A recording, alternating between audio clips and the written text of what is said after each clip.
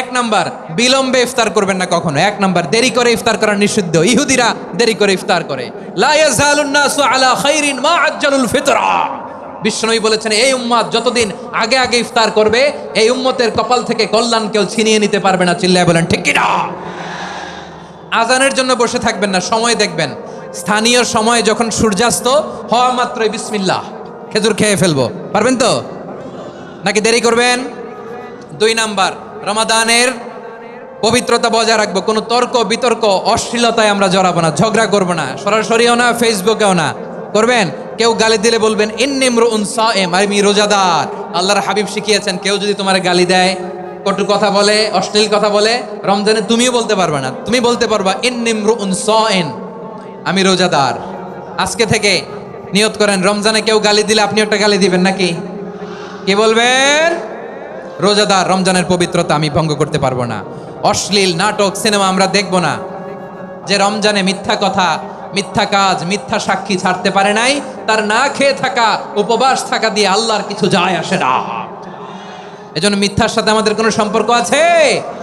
মিথ্যা বলবো না। 4 নাম্বার, অপচয় করব না। ইন্নাল মুবাযযিরিনা কানু ইখওয়ানা শায়াতিন ওয়া কানা শাইতানু লিরাব্বিহি কাফুরা। অপচয়কারী শয়তানের ভাই। আচ্ছা, যে শয়তানের ভাই ও নিজেও আরেকটা কি? শয়তান। যে শয়তানের ভাই ও নিজেও আরেকটা কি? অপচয় করবো না। ইফতারি করতে যে আমরা অনেকে অপচয় করি, এগুলো করবেন আপনারা না। অপচয় অপব্যয় করবো না। 5 নাম্বারে, রিয়া, লোক দেখানো ইবাদত আমরা করবো না। লোক দেখানোর জন্য নামাজ, রোজা, জিকির, তেলাওয়াত, দান, সদকা এগুলো করলে আল্লাহর দরবারে এগুলো কবুল হবে।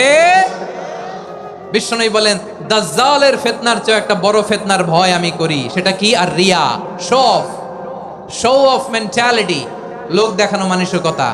এটা থেকে আমরা বিরত থাকবো ইনশাআল্লাহ। 6 নাম্বার, অনেক গুরুত্বপূর্ণ, ব্যবসায়ী ভাইয়েরা, ব্যবসা করেন কারা কারা? হাত তুলে দেখান তো আমারে। মাশাআল্লাহ, হাত নামান। ব্যবসায়ী ভাইয়েরা, অনেক অসাধু ব্যবসায়ী আছে, রমজান আসলে নিত্য প্রয়োজনীয় পণ্যের মূল্য বৃদ্ধি করে দেয়। এরকম আছে না নাই? এগুলো করবেন না। মজুদদারি করবেন না। পণ্যের কৃত্রিম সংকট বাজারে করবেন না। আপনি লাখ টাকা কামায়া ভাবছেন যে রোজাদারদের কষ্ট দিয়ে ধনী হবেন। এমন রোগ আল্লাহ আপনারে দিবে, কোটি টাকা দিয়েও আপনি হাসপাতালের বিল পরিশোধ করার ক্ষমতা আপনার হবে না। খবরদার। শেষ বয়সে দেখবেন কি কষ্ট আপনার হয়। আপনি রোজাদারদের কষ্ট দিচ্ছেন, আল্লাহ আপনার সুখে রাখবে? আল্লাহর দোহাই লাগে, আমার ব্যবসায়ী ভাইয়েরা এটা করবেন না। আরব বিশ্বে আমরা দেখেছি, আরব বিশ্বের ব্যবসায়ীরা সারা বছরে ব্যবসা করে, রমজানে ভর্তুকি দেয়। আর আমার দেশের কিছু অসাধু ব্যবসায়ী রমজানে গলাকাটা ব্যবসা করে আর সারা বছর সইটার উপর দিয়ে চলে। চিল্লায় বলেন ঠিক কিনা?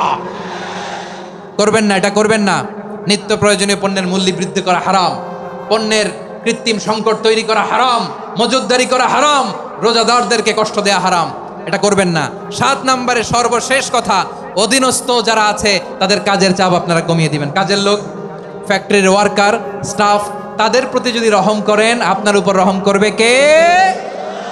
আমার প্রিয় ভাইয়েরা, এই আসন্ন রমাদান এটা এমন এক বরকতের মাস, যে মাসে আমরা নিজেদের নাফসের উপর নিয়ন্ত্রণ প্রতিষ্ঠা করি। সারা বছর নাফস আমাদেরকে নিয়ন্ত্রণ করে, আর রমাদানে আমরা নাফসকে নিয়ন্ত্রণ করি। কথা বুঝতেছেন? সারা বছর নাফস আমাদেরকে নিয়ন্ত্রণ করে। এই যে এখন আমার খেতে মনে চাইলে যে খেজুর রাখ, আমি খেজুর খেতে পারবো, নাটস আছে, বাদাম খাইতে পারি। খাইতে মন চাইলে পানি, আমার রুহুটা চায়, আমার নাফসটা খেতে চায়, আমি খেতে পারি, পান করতে পারি। বিবাহিতরা দিনের বেলায় স্ত্রীর সাথে মেলামেশা করতে চাইলে করতে পারে, কিন্তু রমাদানে দিনের বেলায় খেতে মনে চায় কিন্তু আমরা খাই। আমার প্রবৃত্তি খেতে চায় কিন্তু প্রবৃত্তির কথা আমরা শুনি, কথা কয় না।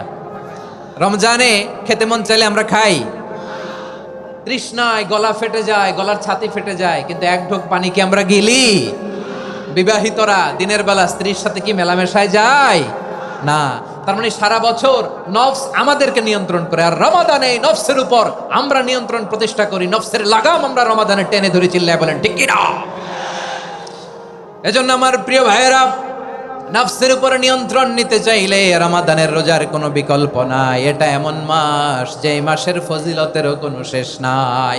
এই মাসকে বলা হয় দ্য মান্থ অফ হোপ। এটা আশা জাগানিয়া মাস। রমজানের কথা শুনলে আশা জাগে না হৃদয়ে? হ্যাঁ, ইদা জাআ রমাদান ফুতিহাত আবওয়াবুস সামা ওয়া গুল্লিকাত আবওয়াবু জাহান্নাম ওয়া সুফিদাতিশ শায়াতিন। রমাদান আসলে আকাশের দরজাগুলো খুলে দেওয়া হয়, মানে জান্নাতের জাহান্নামের দরজাগুলোকে লক করে দেওয়া হয়, শয়তানকে চেইন আপ করা হয়, ইবাদত করলে শুধু করতেই মনে চায়। চিল্লায় বলেন না সুবহানাল্লাহ। রমজানে ইবাদতে যেই মজা পাওয়া যায় সারা বছর অন্য কোনো মাসে এই মজা আপনি পান? আমার চাঁপাইনবাবগঞ্জের ভাইরা আওয়াজ করে বলেন না, রমজানে ইবাদতে যেই মজা অন্য মাসে এটা পান? কারণ রমজানে ইবাদত করলে সওয়াবও বেশি, ইবাদতের একটা পরিবেশ থাকে, ঠিক কিনা বলেন? অন্য মাসে ইবাদত করলে এর সওয়াব পাওয়া যায় গাণিতিক হারে, রমজানে ইবাদত করলে সওয়াব বাড়তে থাকে জ্যামিতিক হারে। সুবহানাল্লাহ কইবেন না? অন্য মাসে সওয়াব বাড়ে গাণিতিক হারে, রমাদানে ইবাদত করলে সওয়াব বাড়ে কিভাবে জ্যামিতিক হারে বাড়ে দেখেন। রমাদানে একটা নফল করলে ফরজের সমান সওয়াব, একটা ফরজ করলে 70 থেকে 700 গুণ সওয়াব, রমজানে উমরা করলে হজের সমান সওয়াব। সুবহানাল্লাহ নাই? দ্য মান্থ অফ হোপ, আশা জাগানিয়া মাস। এই মাস আমাদেরকে হোপফুল করে, আশাবাদী করে।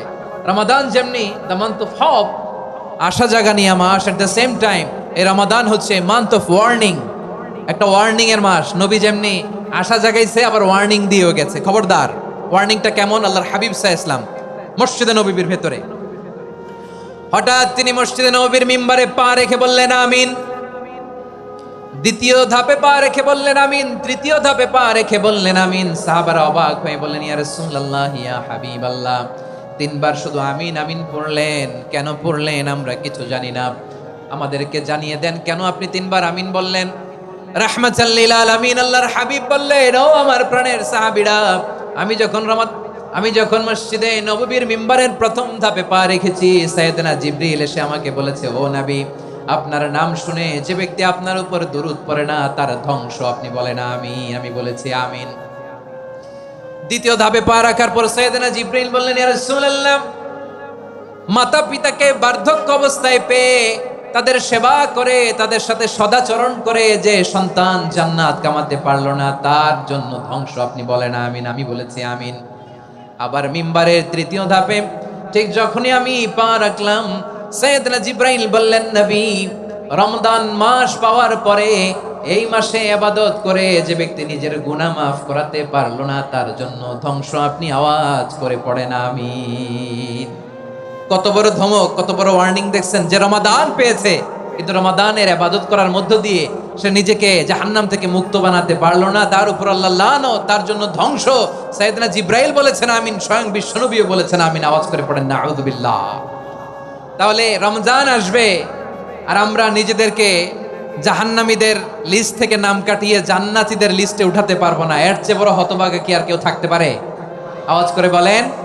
তাহলে রমাদানের এই রহমত, বরকত, মাগফিরাত, ফজিলত আমাদের কামাই করার দরকার আছে না নাই?